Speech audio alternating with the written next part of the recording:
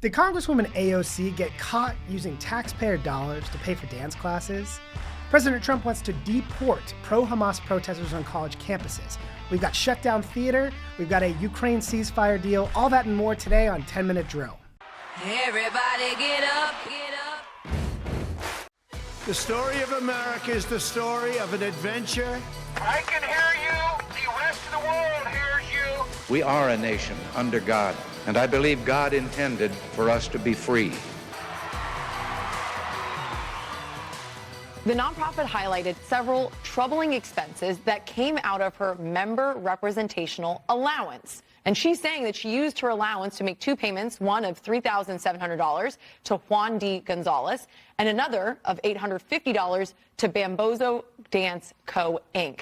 This comes from nonprofit Watchdog, Americans for Public Trust, who filed a complaint saying just that. Now, Congresswoman AOC has pushed back, saying that this wasn't her tax or her allowance that is the taxpayer dollars. This was campaign funds. But this often gets muddled, and some of the most trouble that you see members of Congress get into is when they're not careful about what they use campaign cash for and what they use taxpayer dollars for. So this will be an interesting one to watch. But this complaint happens at the same time as Congresswoman AOC is leading the resistance to the government funding bill. On Tuesday night, House Republicans, despite their incredibly narrow majority, passed a bill to fund the government and sent it over to the Senate. This happened despite some feeble pushback from Democrats, but I think the biggest problem for Democrats is they wanted to use this continuing resolution as their biggest piece of leverage this year to try and impact some change to government.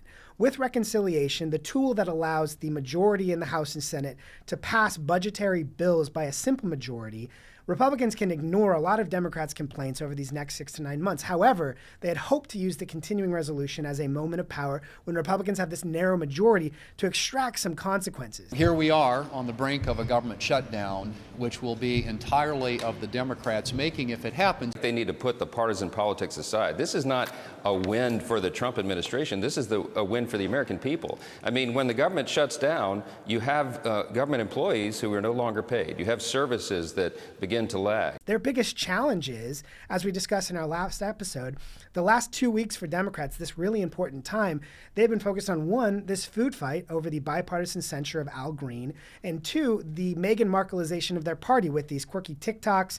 Let's take a quick look at those again because they're hilarious.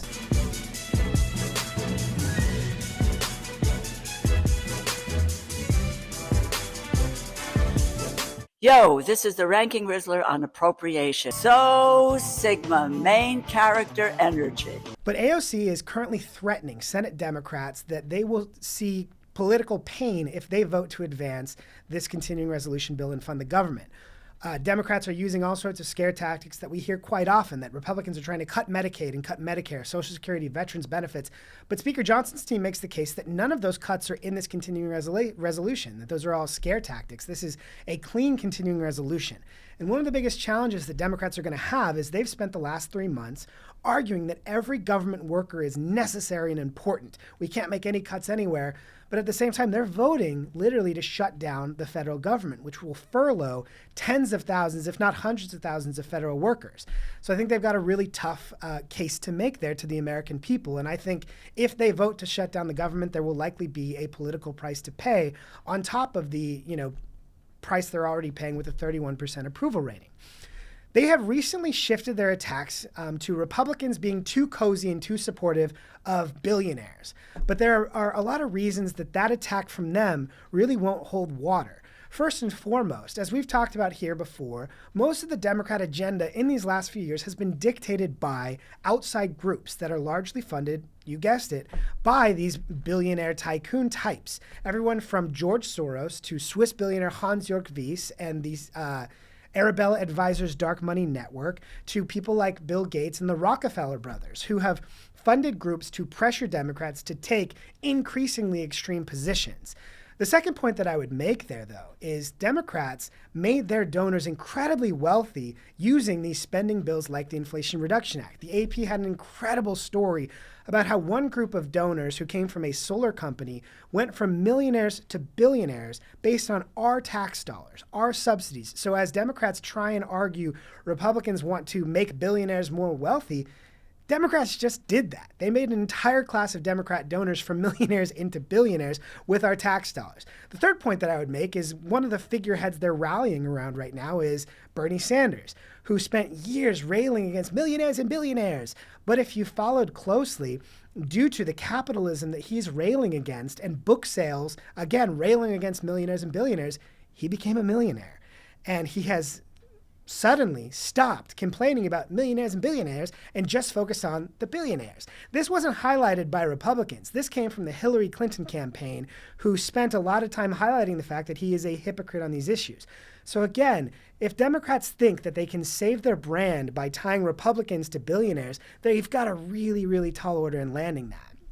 The next topic we're going to talk about today is a really complicated one, and it deals with a pro-Hamas protester named Mahmoud Khalil, who President Trump has ordered for deportation. A lot of his defenders are arguing that it violates his free speech rights as a green card holder here in America. But the Trump administration is arguing that they have the authority through the State Department to deport him on the grounds that he presents a threat to our foreign policy. There are a few really important things here that I think are worth analyzing. One, as Democrats tie themselves really closely to this person, we're finding out more and more about some of the extreme things that he's said, which many have interpreted as threats to our own national security. Groups that he's aligned with have called for eradicating the West. They have said that violence is the only answer. And I think when people hear that, it's very hard to say with the complex immigration system we have, with so many great people wanting to get into our country to achieve the American dream, that we should give green cards and allow people like this who are actually calling for violence against Americans to be able to stay here. But I think Andy McCarthy made a really compelling argument about whether or not these activities are actually protected speech. Things like occupying campus buildings, things like preventing students from being able to get to campus, and in so many cases threatening Jewish students by protesting and sort of pushing them into hiding places on campus, that it's very, very chilling to see. That's not political speech, it's extortion. American citizens who engaged in such behavior would not have a First Amendment defense. They'd likely face prosecution. And in fact, dozens of the agitators who were arrested in connection with these activities may still face other legal consequences. A group named Speech First that defends free speech on college campuses has made the argument that if your protests are shouting down someone else's free speech, you're no longer doing protected free speech. And that violates so many, both state laws in certain states, but also college campus laws in so many places. And so it's really important to understand that. But the other key piece here that Bill Maloogian from Fox tweeted, that others have made, that I think is really, really important, is Democrats are getting the law wrong on this when they argue that he can't be deported because he hasn't committed a crime. The policy that Marco Rubio is leaning on from the State Department is one that's been actually held up in court before, that if someone prevents a threat to our foreign policy, they can be deported. This happened in 1995 when a Mexican national came to America and was deported because the Secretary of State made the argument that he was a threat to our ongoing foreign policy with Mexico. That held up. The court said that that was a valid reason to deport somebody, and that's what the Trump administration is leaning on. But again, the politics of this are very complicated for Democrats. If you have called for the eradication of the West, if you've supported an organization that has held Americans captive, I think you're going to have a tough time really demanding a lot of sympathy for somebody like this. We want to take a quick look at the economy. President Trump is making a case that everyone needs to just wait a little bit as these markets freak out and panic over tariffs. His argument and his administration's argument is, look at what happened in the first 4 years of his presidency and trust him. They're also pointing to three economic indicators that I actually do think are really important. First, we did see a slight cooling of inflation in February, which is a very positive indicator. Two, gas prices have continuously trended down, which is something that really does affect the everyday lives of Americans. One thing that really hindered President Biden is when gas prices kept rising, and they blamed it on him. Third, egg prices have actually gone down in the last week. Brooke Rollins pointed that out, and I think that's a valuable point for them. It will be a bit of a difficult period for these tariffs to set in with the markets. I think we all understand that. He's asking for a little bit of time and a little bit of trust, even as a lot of people who, or even President Trump's supporters, are arguing that we should work first on extending the Trump tax cuts and then focus on tariffs. And I think we'll see where that goes. Last topic today, the State Department has announced a potential ceasefire deal between Russia and Ukraine that Ukraine has accepted.